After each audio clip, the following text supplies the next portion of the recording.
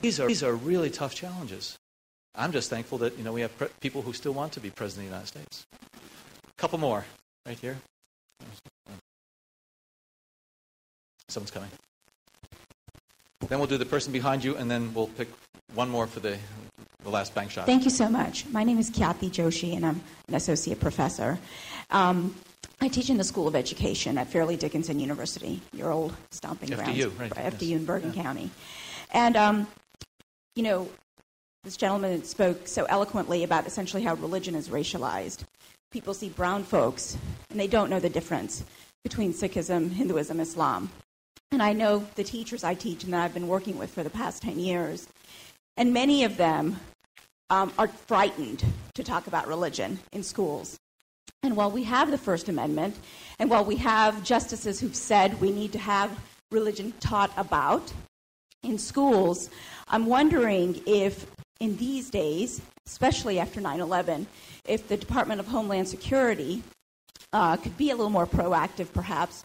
Are they, and maybe we just don't know it, working with the Department of Education and thinking a little more about being upstream, as you were talking about, and encouraging teachers from at the federal level to really think about religion, different cultures, because right now there's no real emphasis on that because of testing and evaluation and measurement and things of that nature. And we know that the education piece will really help. I agree with you. And the White House has been trying to orchestrate over the past several months an interagency effort that can address this issue of education and how it's going to be furthered and implemented. Because we don't want to have, again, the counterterrorism folks who are running that. It really has to be part and parcel of an education process that tries to take that into account and allows people to have that exposure and understanding of different cultures and relations. Although it may seem like this administration has been in place forever, it's only 13 months. And although that may sound like a long time, sometimes the Washington bureaucracy takes a little bit of time to sort of get going. But I have seen some tangible progress over the past couple of months to try to bring those elements together with the Department of Homeland Security, Department of Education, and others. So that's the direction they're going. It has to be part of that education process and not appended to it by that counterterrorism law enforcement community. Yes, sir. Sorry to get you before. My name is Javed Tariq. I'm with the New York Taxi Workers Alliance. We are organizing the New York cab drivers. The thing is, in New York City, there are more than 100,000 cab drivers, and there are 75% are Muslims, especially from Pakistan, India, Bangladesh, and North Africa and Arab countries.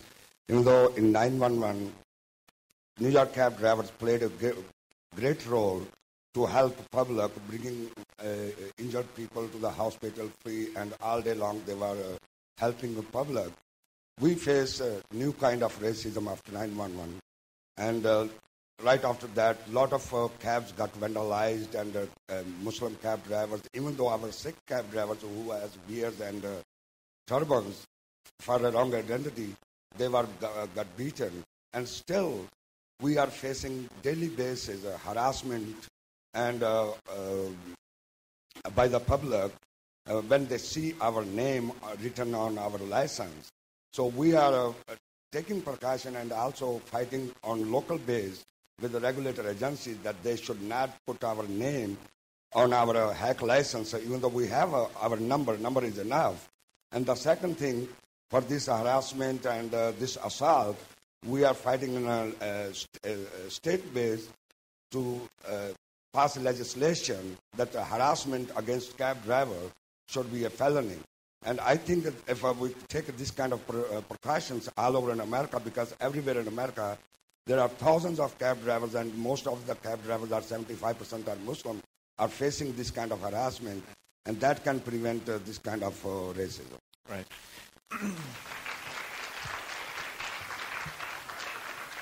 As you were talking, I was just thinking, throughout the world, I don't think there's not a single country where similar types of prejudice and discrimination and harassment take place. Look in South Asia between Hindu and Muslim communities. Southeast Asia and Indonesia between Christian and Muslim communities, or in the Balkans between different types of ethnic groups and nationalities. It is endemic to the world that you're going to have environments and situations where some people just are naturally prejudiced. What I find, though, also interesting is that people here are particularly outraged because that type of harassment and prejudice is so inconsistent with what this country stands for.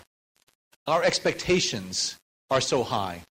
People, when they come to the United States to live, to visit, to work, they have this image of the United States as being this great, powerful country where all these other problems that we had to leave our home countries and flee, they're not going to be here. Well, we've brought from all those countries, those people, we've brought a lot of those prejudice and discriminations and history and baggage here to this country. We'd like to think that the environment here is going to melt us within this pot so that we can live next to one another. And we want to keep our expectations high. We want to always be frustrated and annoyed with these things because they are inconsistent with that document that anchors us as a people, where it says all men and women are created equal. It's going to take us a while to get there. It really will. And it's not going to be in my lifetime. It's not going to be in my children's or grandchildren's lifetime. But if we continue to work and every day and push this, I think we can make progress. And we're making progress on a daily basis. But sometimes we can't measure it on a day. But let's take a step back and say, wow, we've come a long way. Let me go back there. I'm going to have to... I'm sorry. I'm exceeding my welcome here. But I could do this all day. It's really, in some respects, very good to be out of Washington. Well, thank you so much for being here. My name is Asad Akhtar. I'm actually a staffer on Capitol Hill and president of the Congressional Muslim Staff Association. The question I have for you is a little bit outside of your direct purview, but I hope you can address it. Dealing with the Department of Justice and others, you talk about the media and labels. There's a label put on many Muslim organizations that address it, and it's that of unindicted co-conspirator.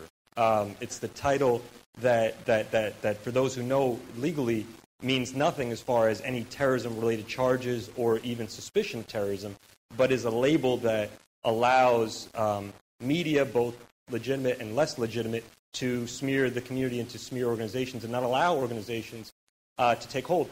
Similar issue with, you talked about Muslim charities with the Department of Treasury, as far as Muslim charities and the inability for the community to really donate with confidence. The president addressed this in Cairo, I believe, and is taking steps, but it's still an issue. And the reason I just find it so critical is because you're here and asking the community here to be empowered, to step up, and we want to be empowered and we want to step up.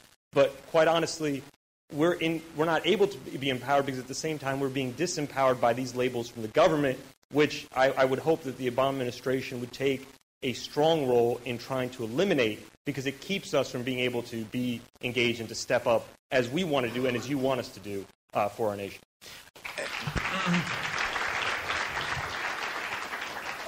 Yeah, some of these labels are very dangerous, and they're sometimes too convenient to bucket people conveniently within a certain category that allows people to do things. And this is something that law enforcement, justice are looking at, have taken a step back and are looking at, but this does take some time. What constitutes a suspected terrorist? Well, it can be quite an array of things.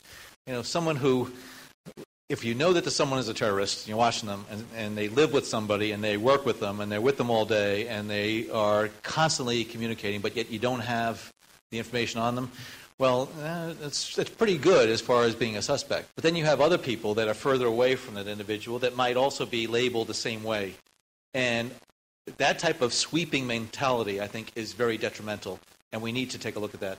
This needs to be recalibrated, just like we're recalibrating secondary screening, no-fly lists, other types of things. I think that is important. On the issue of contributions and charities, zakat, I can remember when I was a kid, my father used to take me up to 232nd Street, Gaelic Park, a place where Irish hurling and football was played. And this was in the 60s and early 70s when the IRA was engaged in all the terrorist attacks in Northern Ireland. And there'd be a lot of people outside who were trying to collect money for the widows and orphans. And I remember my father pulling me along. I said, Dad, let's give money to them. And my father, who sort of was from that community, he knew exactly who was collecting for the widows and orphans and who were just using the widows and orphans as a ploy to get money to go to buy weapons, hand grenades, explosives.